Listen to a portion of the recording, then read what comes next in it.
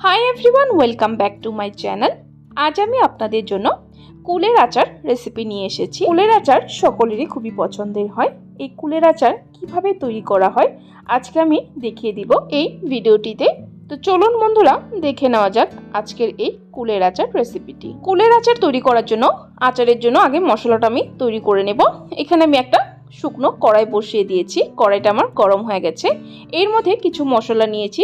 এখানে নিয়েছি গোটা ধনে, গোটা জিরে, গোটা মৌরি আর 5-6টা শুকনো লঙ্কা। সবগুলো একসাথে মশলা মিশিয়ে শুকনো কড়াইতে ড্রাই রোস্ট করে নেব। এখানে আমি 4টে তেজপাতাও দিয়ে দিলাম। এখানে আমি যা যা গোটা মশলা নিয়েছি সব কিন্তু 1 টেবিলস্পুন পরিমাণ নিয়েছি। গ্যাসের ফ্লেমটা কিন্তু মিডিয়ামে রেখে তারপর মশলাগুলো ভাজবেন। মশলা থেকে যতক্ষণ একটা চটচটে আওয়াজ আসছে ততক্ষণ পর্যন্ত কিন্তু মশলাটাকে ভাজতে হবে।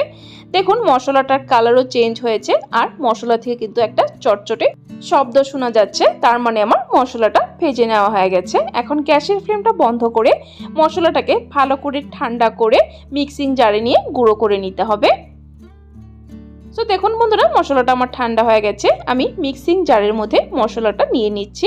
মিক্সিং জারে ঢাকনাটা লাগিয়ে মশলাটাকে গুঁড়ো করে নিব। দেখুন বন্ধুরা, মশলাটা আমার গুঁড়ো করে নেওয়া হয়ে গেছে। ঠিক এরকম ভাবে একটু দানা দানা থাকবে, এরকম ভাবে গুঁড়ো করতে হবে।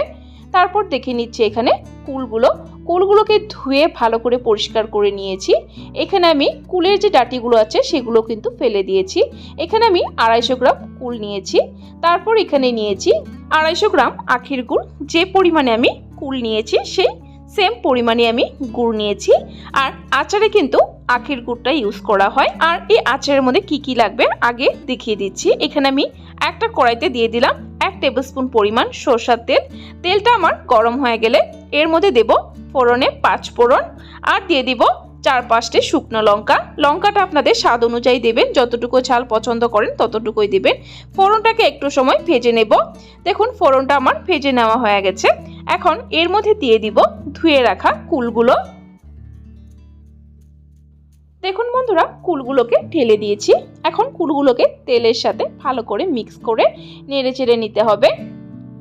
দেখুন কুলগুলো কিন্তু আমার একটু নরম হয়ে গেছে। কুলগুলোকে আগে একটু নরম করে নিতে হবে। তারপর এর মধ্যে এখন দিয়ে দিব গুড়। দেখুন গুড়গুলোকে ঢেলে দিচ্ছি, সম্পূর্ণ গুড়ই আমি দিয়ে দেব। দেখুন সম্পূর্ণ গুড় দিয়ে দিয়েছি। এখন অল্প পরিমাণ জল দিয়ে দিব যাতে গুড়টা সুন্দরভাবে গলে যায়।